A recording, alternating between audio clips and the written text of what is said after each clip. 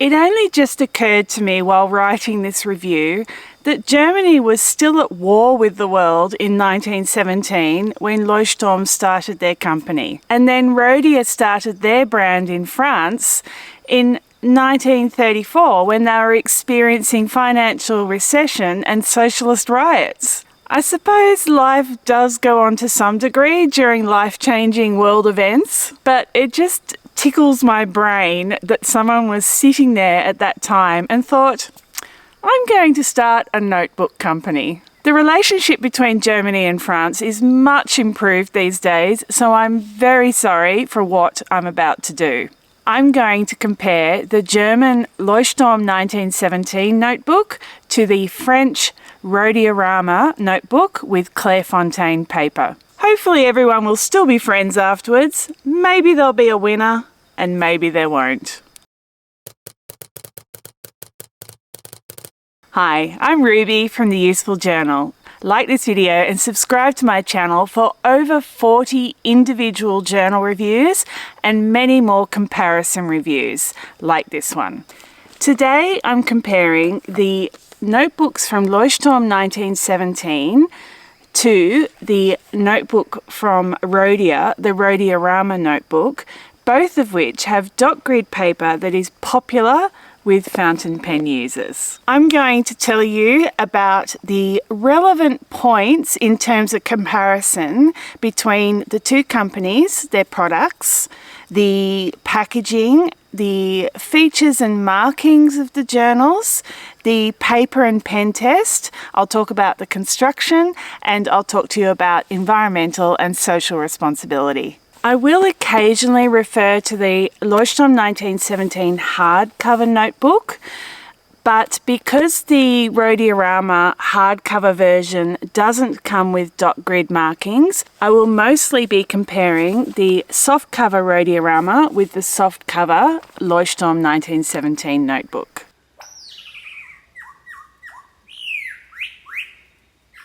While both Leuchtturm 1917 and Rhodia are both based in Europe, they've chosen very different paths in terms of where they get their notebooks manufactured. Leuchtturm 1917 is a German company that gets their notebooks manufactured in either Taiwan for their hardcover notebooks or in China for their softcover notebooks. The Rhodia brand, who makes this Rhodiarama notebook, has been owned by Claire Fontaine in France since 1997. They were a French company before that. Claire Fontaine make all their paper in France, but in this case, the Rhodiarama notebook is then sent to Morocco to be manufactured into the notebook. I think a lot of people originally chose to use Leuchtturm 1917 notebooks because of their colour range.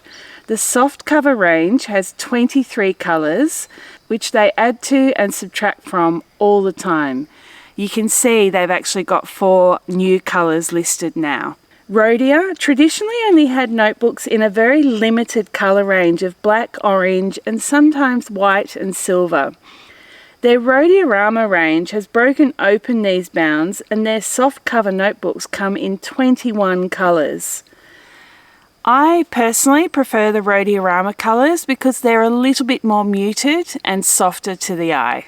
Rhodiarama notebooks do always come with a contrasting colour elastic closure, so if that's not your vibe, then you might want to stick to Leuchtturm that has an elastic that matches the cover. The Leuchtturm 1917 soft cover comes in B5 composition size, A5, B6 and A6. The size availability will depend on the cover colour. If you really want an A4 size notebook, you'll have to go to the hardcover version. Rhodiarama comes in B5 composition, A5 and A6, so the sizes are fairly comparable. Both brands offer a blank or lined page option as well. Don't forget that both brands have different types of journals that offer more markings. For instance, Leuchtturm 1917 has the bullet journal, which is 120 GSM paper with all the markings you need to help you follow the bullet journal system. And Rhodia has the Goal Book, which has future log and monthly calendars, and they have the Web Notebook with a hardcover and dot grid. The hardcover Rhodiarama book doesn't come with dot grid pages.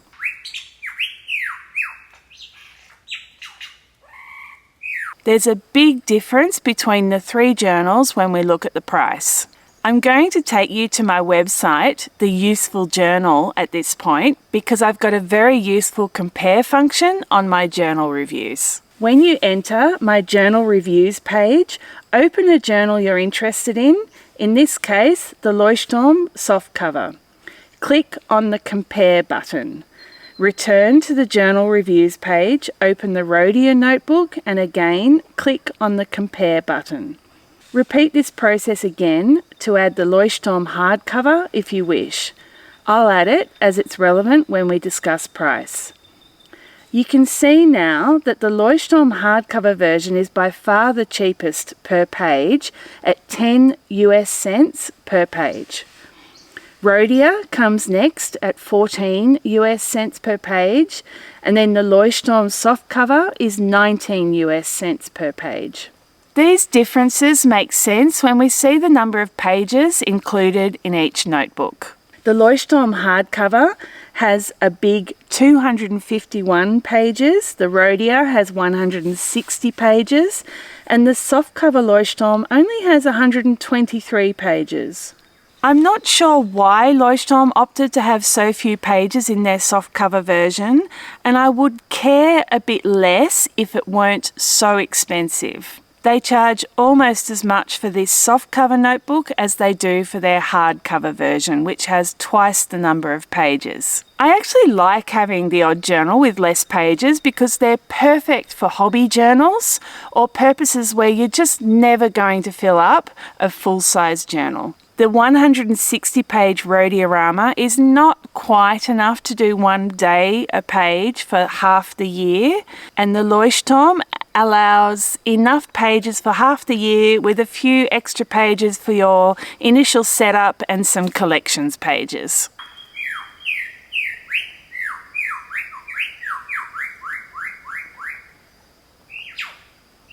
There was no difference in the packaging between these journals as both come with a thin plastic wrap and a belly band.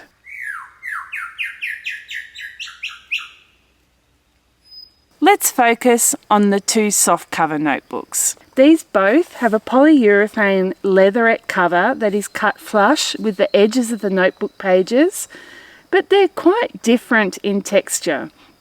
The Rhodia is smoother and softer, but this doesn't mean that the leatherette marks more. The Rhodia is stamped with the brand on the middle of the front cover, whereas the Leuchtturm has the brand stamped at the bottom of the back cover.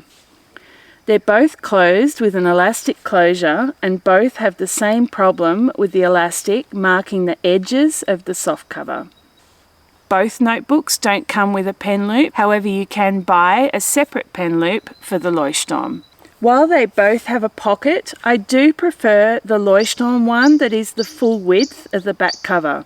The Rhodia one stops short of the spine, which means you have a significant lump under your page for many of the pages towards the end of the notebook. The Rhodia only has one ribbon bookmark, and the Leuchtturm, whether you go for the soft or the hardcover, has two ribbons of different colours. However, the softcover ribbons are much narrower. The Leuchtturm has a point of difference because the last 12 pages in the notebooks are perforated, which simplifies tearing out a page when you need one. The weight of each notebook makes sense for their size. The softcover Leuchtturm is the lightest, of course, at 243 grams, and the Rhodiarama is only a little bit more than that for 40 more pages. The hardcover Leuchtturm weighs 418 grams.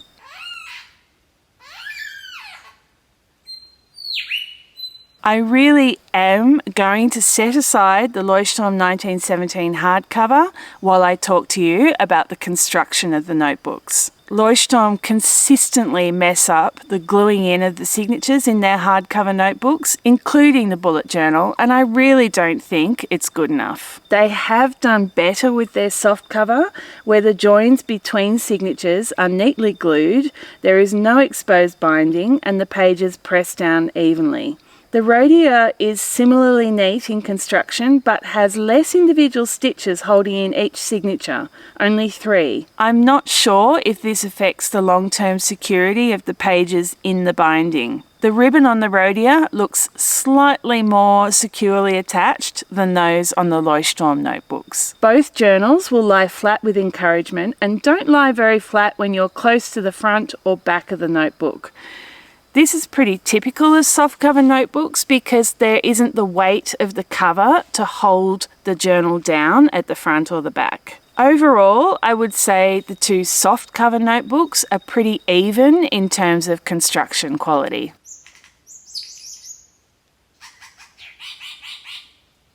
The journals differ a bit in terms of markings. If this is important to you, this is definitely a feature that is easy to pick up by looking at the compare tables on my website. As you'd expect, Leuchtturm provide more marked pages, including a return to owner page, 2 index pages, and page numbers at the bottom outside corner. The Rhodia has no page markings, not even a return to owner page. The Rhodia has more rows of dots, with 29 dots across and 41 down the page. This divides into 2 columns with a single centre line and no gap between the columns. The Leuchtturm has 27 dots across and 38 down the page. This is because there's a much larger gap at the top and the bottom of the page. The Rhodia does almost place the centre lines of dots close to the spine, too close, because when you're doing a double page spread, it means that you don't have a usable space in the middle of your double page. The dot darkness looks similar in each, but because the inks sink into the paper differently on each notebook, the dots show through my Tombow markers more on the Rhodia. Since overall the dots look quite similar when you're looking at the page, I don't think it's a problem.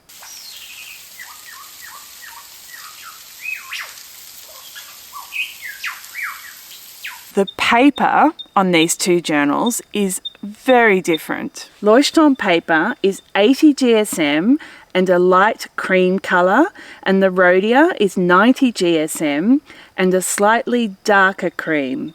They're both designed for fountain pen use, so neither shows any feathering or show-through of inks, regardless of whether you're writing with a fine, medium or stub nib, or inks from Pilot, Diamine or Robert Oster. The Rhodia paper by Claire Fontaine is very smooth.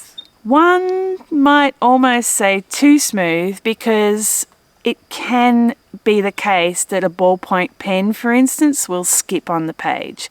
They have very much designed their paper for fountain pen users. A lot of people do prefer how the Leuchtturm paper has a little bit of tooth in it, because that helps grab the nib of the pen a little bit more and you get a little bit more feedback when you're writing. The Leuchtturm paper also seems to have more synthetic coatings added to the paper to prevent liquids soaking in or soaking through the paper. And so this impacts a number of different things. We'll have a look at the most important results. I did find that the width of my stroke was just slightly wider in the Leuchtturm. Because the papers have been coated, or perhaps the fibres have been compressed within an inch of their life during the calendaring process, it takes ages for inks to dry in both of them. It took 18 seconds for a Pigma Micron pen to dry on the Leuchtturm and 20 seconds for the Rhodia. The Leuchtturm notebook is impervious to most liquids. Watercolour takes forever to dry, and the pigment either settles into low points on the page or it moves to the outside of the wet area. While the Rhodia paper was also impervious to liquid, watercolours tended to sit on the page more evenly and you can show grades of colour. There was a similar amount of page crinkling in each journal. Related to this, the finish of the Tombow water-based markers differs in each notebook. The marker has a more spotty result in the Leuchtturm than the very smooth finish it has in the Rhodia. This is just reflective of the different compositions of the paper, the different treatments, and how liquids soak in. The only bleed in both journals was from the alcohol-based ultrafine Sharpie. The ghosting was worse in the Leuchtturm, which does have lighter weight paper. Pen marks are visible not only from the reverse of the page, but through the next page. While ghosting is present in both notebooks, it's not bad, and it certainly doesn't stop you working on the reverse side of each page.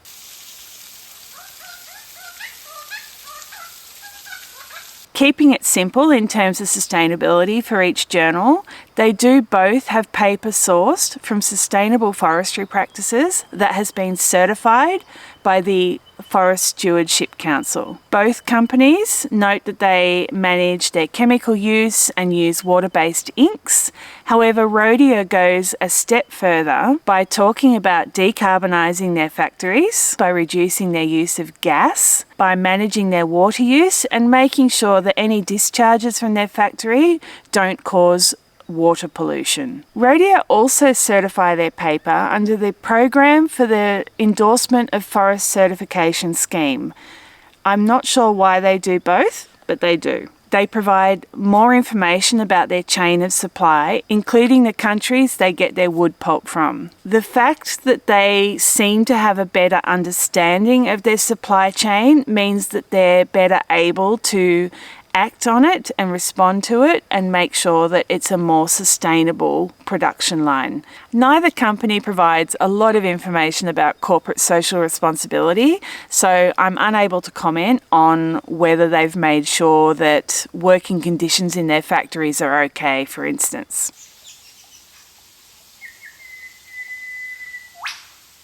So, which is my favourite? I lean towards the Rhodia, partly because it ghosts a little bit less and the paper and the leatherette cover are as smooth as butter and I quite like that feeling. And I did like that you could use watercolour if you wished and I could be semi-happy with the results, whereas in the Leuchtturm, watercolours, in my experience, look awful. I do wish that the pocket on the rear cover went all the way across like it does on the Leuchtturm. I prefer the paper colour in the Leuchtturm notebook. However, I do wish their soft cover notebook was a little cheaper because I think it is overpriced, especially compared to what they charge for their hardcover notebook. I prefer having two ribbons like you get in the Leuchtturm, and I really like that they're two different colours. I like having page numbers, but it bothers me a little bit that Leuchtturm has reduced the usable space of the page by having big gaps at the top and bottom of the page. As I always say with these things, the decision in the end comes down to personal preference. I recommend using the comparison tables on my website to pinpoint the exact differences between different brands, but it is always worth watching my videos because a lot of it is about the look and feel of the notebook, and that's something that I don't enter into my comparison tables. Please like this video, subscribe to my channel, and drop me a comment about which journals you'd like me to compare next.